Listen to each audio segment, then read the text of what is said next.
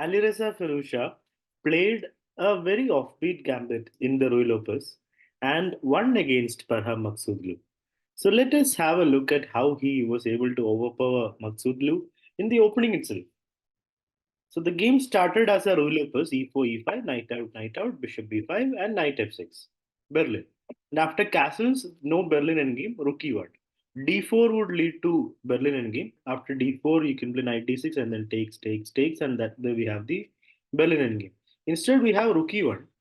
Alireza wants to keep the queens. And after knight e5, here you cannot play knight takes bishop because, of course, knight takes knight and queen is gone because of the check. So bishop e7 by Maksudlu, and now bishop went to f1. Knight takes, rook takes, and castles. Now d4, bishop f6. And this is what we call the RIO Gambit after bishop f4. Because rook takes, queen takes, and bishop takes is a free pawn.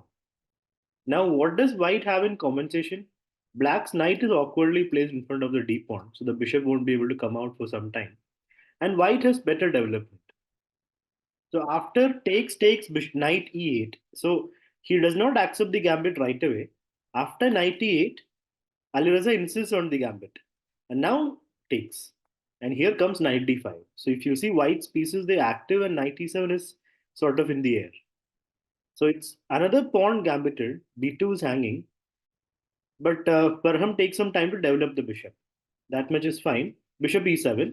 And you can't take the bishop because of queen e8. So f6, and now bishop went to h4. So Alireza is making black's position as uncomfortable as possible.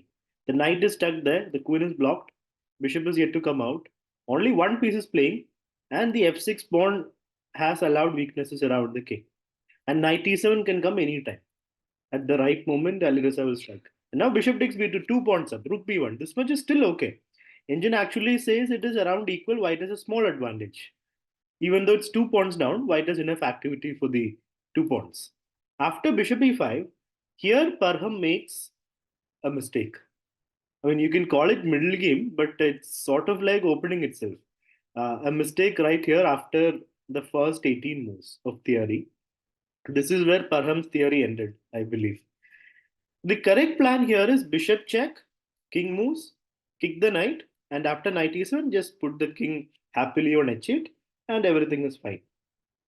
Instead, Parham played bishop e6. What harm can be done by developing a piece? Yeah. The problem with that is now the bishop is somewhat loose and the king can't go to h8 after this bishop moves and after knight e7 check comes, the king can't go to h8 once the bishop goes here. Right now, if the bishop moves simply, of course, the other bishop is hanging. So bishop has to give a check, king has to move, and then black has to save the bishop. Right? Taking here would just give too much activity to white. So once the bishop goes there and knight e7 check comes, the king can't go to h8 because of bishop takes bishop. That is the main detail here, which makes it winning for white. After check, king moves, bishop f7, knight queen e4 first, activating the queen, attacking the bishop. Always take the free tempo when you can get it. I mean, you can of course play knight e7, but with the queen already active, it's much better. The rook can come in easily. Bishop went to c5, and now comes knight e7 check. The difference you can see here, the king can't go to h8, which is where it will be safe. King has to go to f8, and h7 will hang if the knight is defended. So now king f8, but how can you take h7? The knight's hanging, right? So what is the plan? Queen takes h7, a sacrifice. It's a sack of two pieces. Black can choose which one he wants to take. If you take on c4, that's what happened in the game. If you take here on e7, now what is the continuation? You can see that the rook can come to e1. Queen h8 is an instant mate, as you can see. Queen h8 and bishop g8 and mate. So that knight is untouchable. Let's come back. Taking the bishop is possible. But now the point of Alireza's sacrifice is he plays rook e1.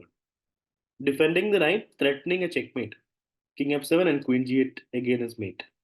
So here the only option for Parham Maksudlu is to give up the queen. So what is the material? It's queen for two pieces and a rook. Better for black, yeah? But at the end there is also a fork. But wait, the bishop can go back. But then the pin wins the piece. So it's only one piece and a rook against the queen, which is winning for the queen. So from here, as of now, the game is still going on, but it's practically over. So after f5, rook d8, Alireza does not take the bishop immediately. He gets his play going. He wants g5 and get to the king in a faster way. c6, g5, king f8, and now he takes because the bishop was about to escape. Now king e7, because e7 was a threat. The pieces are all stuck. King e7 takes, and queen g4, trying to get in with the queen. And also, yeah, queen g6, defending the pawn first of all, and also ready to jump in with the queen if there is an option. Pawn d5, and now queen g8, still defending the pawn and getting to f7. Bishop d4, bishop g3, stopping the escape of the king. Queen f7 was a mate threat. Bishop takes, pawn takes, and now h4. So while black pieces are still tied down, white just starts running with the pawn. Pawn e4. Parham goes for some counterplay, but then how do we deal with this? h5, just ignoring the pawn pushes. d4. Now we have to be a little careful, yeah? We cannot simply run, can we? A little risky, so it's better to deal with this. So here comes queen f7. Queen f7, king moves, and now e7. If the rook moves, queen takes rook, rook takes, queen b8, and the queen will come back just in time to stop the pawns. And it's a queen versus rook, it's winning for Alireza. So Parham played rook c8, queen check, and now the e pawn goes. King takes pawn, queen takes pawn. So combined with this pass pawn, the queen is just deadly.